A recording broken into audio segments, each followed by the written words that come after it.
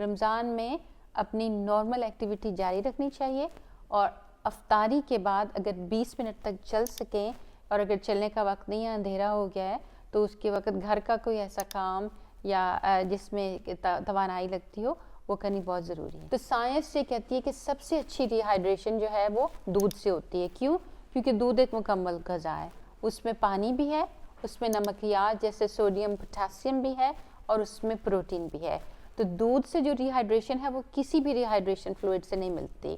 تو جو آپ جتنے 6 سے 8 گلاس پانی آپ نے ویسے پینا ہے، اس کے اوپر اپنی ایکسرسائز کی ڈیوریشن کے مطابق آپ دودھ پی سکتے ہیں اور پانی پی سکتے ہیں۔ پروٹین ڈرنکس جو ہیں ان کے ساتھ ڈی ہائیڈریشن اچھا بات نہیں ہے۔